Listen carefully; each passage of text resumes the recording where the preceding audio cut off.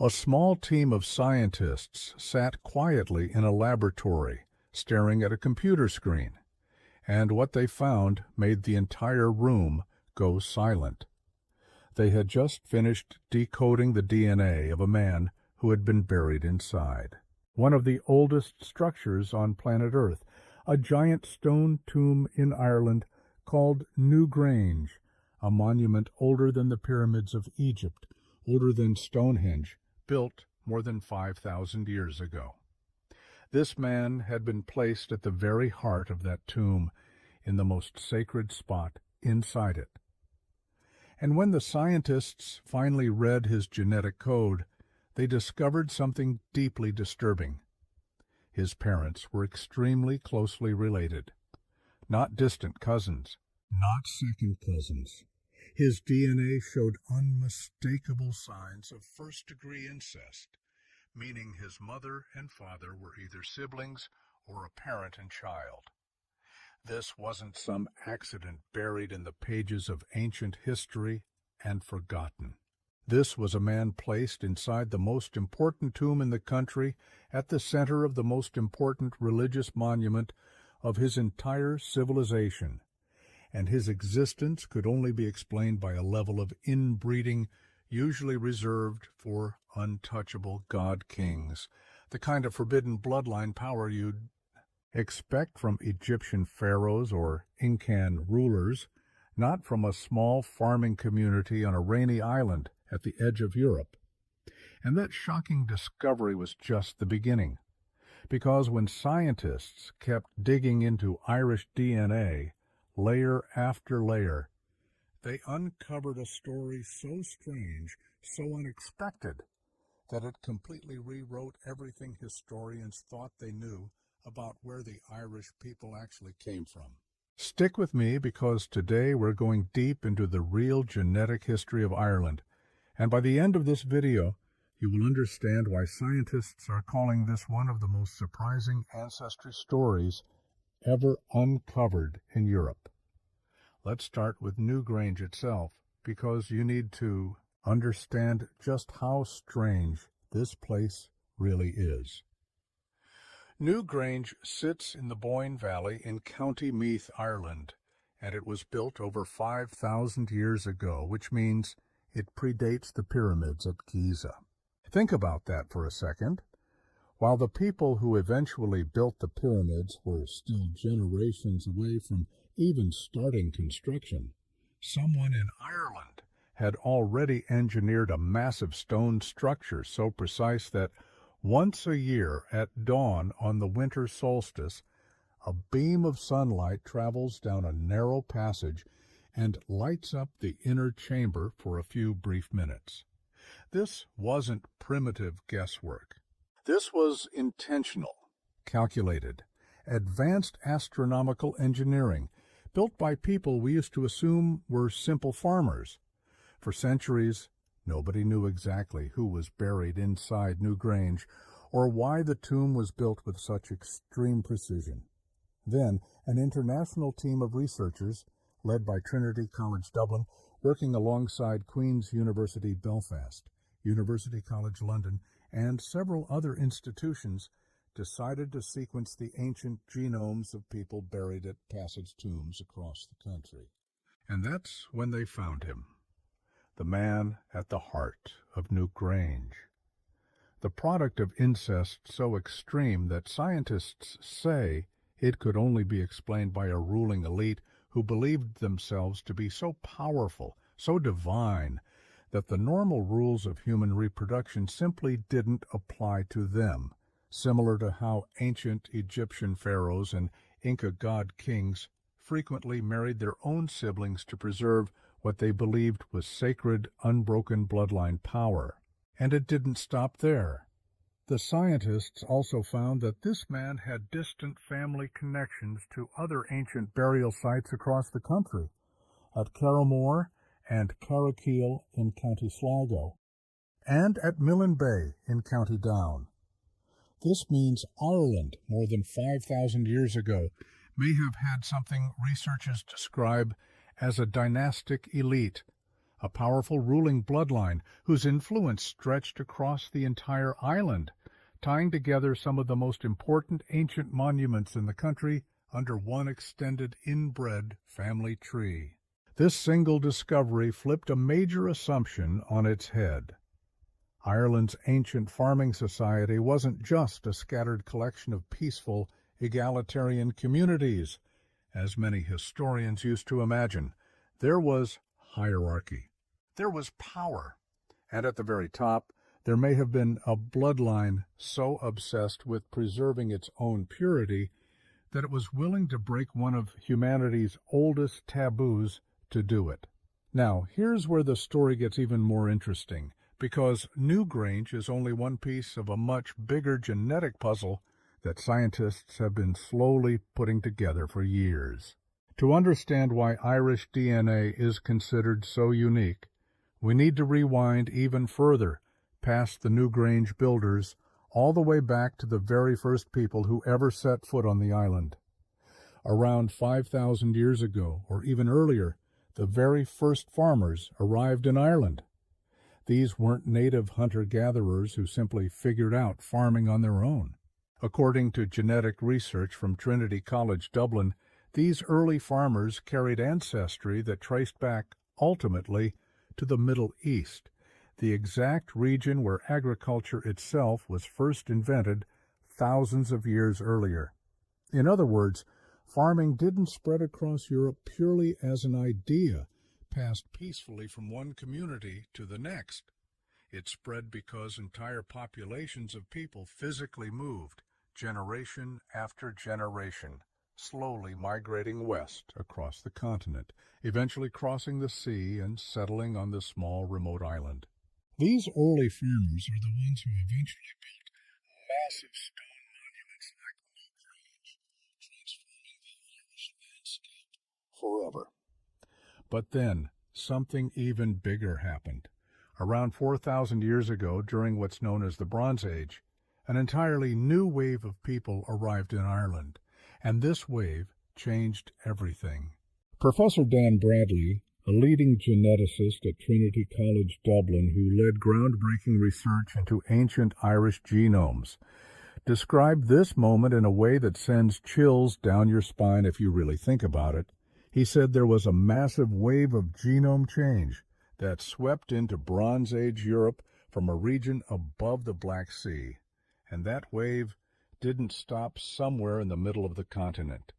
It kept moving and moving and moving, all the way until it finally washed up on the shores of Ireland, the most westerly island in Europe, the literal end of the line. This wave of migration came from a vast region called the Pontic Steppe, stretching from the northern shores of the Black Sea through modern-day Moldova and western Ukraine, across Russia, all the way to western Kazakhstan. Picture that distance for a moment. People from a landlocked region deep in Eastern Europe and Central Asia eventually made their way over generations across an entire continent, until their descendants ended up settling on a small, rainy island in the Atlantic Ocean, thousands of miles from where their ancestors started. When scientists examined the genomes of Bronze Age skeletons found in Ireland, they discovered that roughly a third of their ancestry came directly from these Pontic steppe migrants. This wasn't a small trickle of new genes slowly blending in. According to the research, this level of genetic change strongly suggests that these new arrivals weren't just a handful of traders or wanderers passing through. This was a large-scale migration, an actual movement of entire populations, arriving with new tools, new customs, and quite possibly an entirely new language.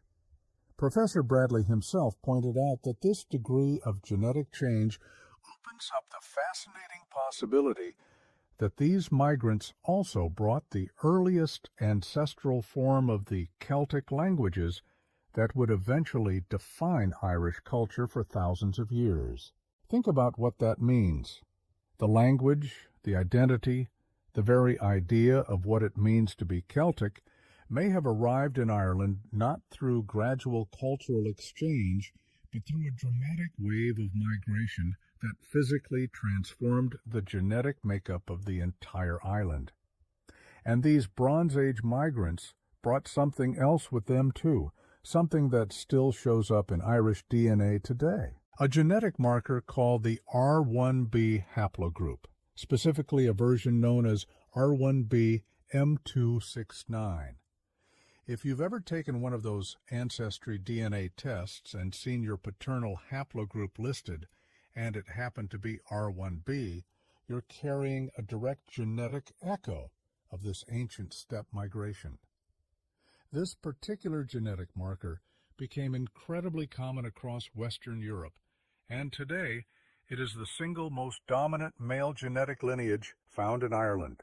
In fact, Ireland has some of the highest concentrations of R1b in the entire world, even higher than many other parts of Western Europe. This is a huge part of why Irish DNA is considered so genetically distinct. The steppe migration didn't just add a small percentage of new ancestry to the mix. It fundamentally reshaped the genetic identity of an entire nation, and that reshaping is still visible in the blood of millions of people today.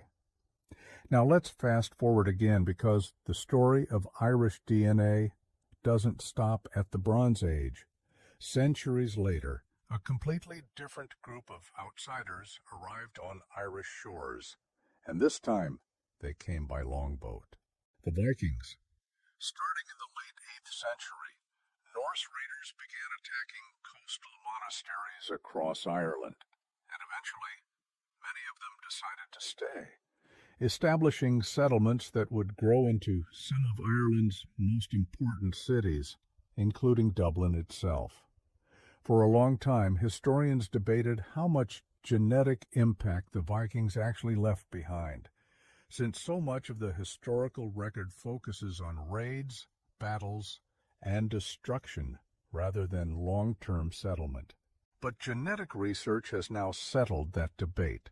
A major research project called the Irish DNA Atlas, led by Giampiero Cavalieri at the Royal College of Surgeons in Ireland, analyzed the genetics of over 500 Irish individuals with deep verified roots in specific regions of the country, and the results provided the first solid genetic evidence that Vikings didn't just raid Ireland, they intermingled with the local population in a meaningful, lasting way. According to separate genetic studies in certain regions of Ireland, roughly 20% of men today carry Y chromosome markers that trace directly back to Viking ancestry. 20%. That means if you gathered 10 Irishmen from certain parts of the country today, roughly 2 of them would be carrying a direct paternal genetic line stretching all the way back to Norse settlers who arrived over 1,000 years ago. The Vikings weren't just a violent chapter in a history textbook. They became part of the actual genetic fabric of modern Ireland, hiding quietly in the DNA of people who may have no idea their ancestry includes Scandinavian raiders. And the Vikings weren't the only later arrivals to leave a mark. The same Irish DNA Atlas research uncovered evidence of what scientists call Northwest French-like and West Norwegian-like ancestry woven throughout the modern Irish population, additional layers of migration and mixing that occurred over the centuries following the initial Bronze Age wave. Later invasions, including the arrival of Anglo-Norman forces in the 12th century, and later still, the Ulster plantations when British and Scottish settlers were deliberately moved into the north of Ireland, added even more layers to this genetic story. In fact, researchers identified a significant genetic boundary running through the northern part of the country, a clear divide in Ulster that lines up almost exactly with the historical impact of those later Scottish and British settlements. This means that even today, if scientists analyze someone's DNA carefully enough, they can often tell not just that a person is Irish, but roughly which region of Ireland their ancestors came from, because the genetic fingerprints of these historical invasions and settlements are still clearly visible region by region across the island. Here's something that genuinely surprised researchers when they dug deeper into this regional mapping. They expected the genetic clusters within Ireland to roughly mirror the modern county boundaries people are familiar with today. Instead, they found something far more ancient and far more fascinating. The genetic clusters lined up almost perfectly with the boundaries of Ireland's four ancient kingdoms: Connacht, Leinster, Munster, and Ulster, political divisions that existed over 1,000 years ago, long before modern county lines were ever drawn. In other words, even though those ancient kingdoms disappeared from official maps centuries ago, their genetic fingerprint never truly vanished. The people living within those old boundaries today are still, on a biological level, more closely related to their ancient regional neighbors than to people just across an old kingdom border, even if a modern county line makes it look like they should be considered the same group. History books forgot about these ancient kingdoms a long time ago. Human DNA never did. Now let's talk about a few genetic quirks that make Irish DNA stand out on a global scale, because these details are just as fascinating as the migration history itself. Ireland has one of the highest concentrations of natural red hair anywhere on Earth. This trait comes from specific variations in a gene called MCR, and while red hair shows up in small percentages across many populations worldwide, Ireland, along with Scotland, sits at the very top of the list for red hair frequency. Scientists believe this trait became more common in populations living in regions with less direct sunlight, since lighter skin and hair can help the body absorb enough vitamin D in cloudier, less sun-exposed climates. Ireland's famously gray, rainy weather may have quite literally shaped the genetic traits of the people who have lived there for thousands of years. Another surprising trait involves something most people never think twice about: drinking milk. Most humans historically lost the ability to digest lactose, the sugar found in milk, once they were weaned off breastfeeding as babies. But something unusual happened in parts of Europe, and Ireland ended up near the very top of the world for something called lactase persistence, the genetic ability to comfortably digest milk well into adulthood. This trait likely became widespread because of Ireland's long-standing reliance on cattle and dairy farming throughout its history. Communities that could actually digest milk without just heavily on livestock, and that genetic advantage spread widely through the population over thousands of years. It sounds like a small, almost funny detail, but it's actually a powerful piece of evidence showing how deeply Ireland's environment and way of life physically reshaped the genes of its people over time. There's also something genuinely charming that reinforces just how deep and unbroken Ireland's connection to its ancient past really is, and it doesn't even involve human DNA.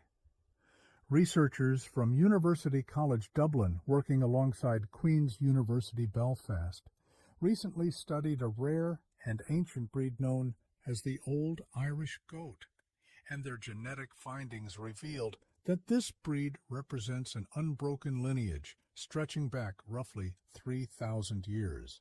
In a country where human history has been shaped by wave after wave of migration, invasion, and mixing, this humble goat breed managed to preserve a genetic thread reaching directly back into Ireland's ancient past, virtually untouched. It's a small but powerful reminder that Ireland's landscape has been quietly recording history in its DNA in every living creature that calls the island home for thousands of years, whether anyone was paying attention or not. So let's step back and really think about what all of this means when you put every piece of the puzzle together. For a long time, popular imagination pictured the Irish as a single, ancient, one continuous bloodline stretching back into the mists of Celtic legend, isolated on their island, untouched by the outside world. But the real genetic story is far messier, far more dramatic, and honestly, far more interesting than that romanticized version of history. The very first farmers who arrived carried ancestry rooted in the Middle East, the birthplace of agriculture itself. Then came a massive, transformative wave of migration from the Pontic steppe, a region thousands of miles away near the Black Sea, a wave so powerful that it may have brought the earliest form of the Celtic language along with it, and left its genetic fingerprint, the R1b haplogroup, dominating Irish DNA to this very day. Buried within Ireland's most sacred ancient monument, scientists uncovered evidence of a secretive, inbred ruling dynasty, a family so obsessed with power and purity that they mirrored the forbidden bloodlines of Egyptian pharaohs thousands of miles away, with seemingly no connection between the two civilizations at all. Then came the Vikings, arriving as raiders and staying as settlers, quietly weaving Scandinavian genetics into roughly 1 in every 5 men in certain parts of the country. Later, Norman invaders and British settlers added even more layers, creating genetic divisions still visible in the population today. Boundaries that echo not modern counties but ancient kingdoms that vanished from official maps centuries ago. And running underneath all of it, subtle genetic adaptations like the ability to digest milk into adulthood or a striking tendency toward red hair, quietly shaped by Ireland's unique climate and its people's dependence on cattle farming for thousands of years. This is why scientists say Irish DNA is so genuinely unique. It's not because the Irish people descended from one single, pure, unbroken ancient bloodline, isolated and untouched for thousands of years. It's actually the opposite. Ireland's DNA tells the story of a small island that somehow became a genetic meeting point for an incredible range of ancient peoples, Middle Eastern farmers, steppe warriors from thousands of miles inland, secretive inbred dynasties, Viking raiders, Norman invaders, and British settlers, all layered on top of each other, generation after generation, until they blended into the population we now recognize as Irish today.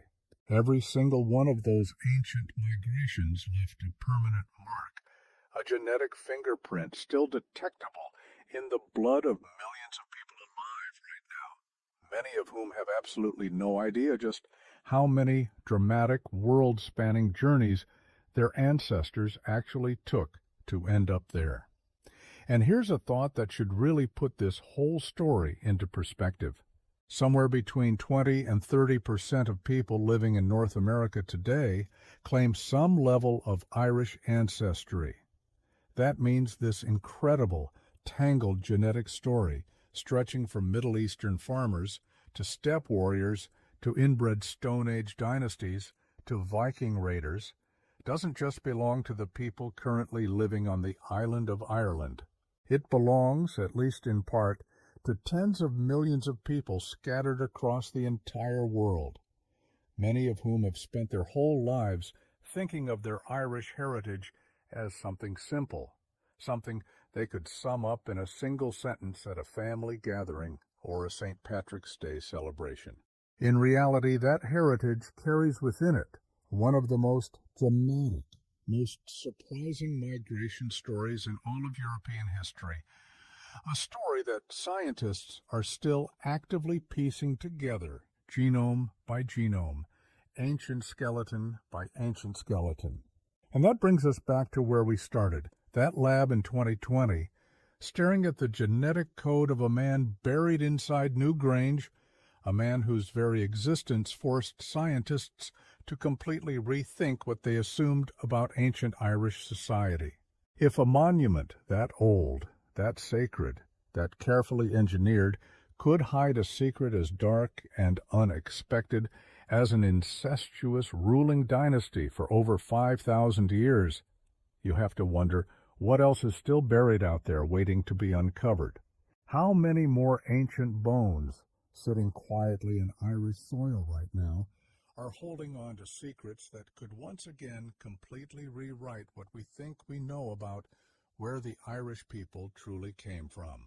Because if this story has taught us anything, it's that the deeper scientists dig into human DNA, the more we realize that the story of who we are is almost always far stranger, far messier, and far more incredible than the simple version we grew up believing.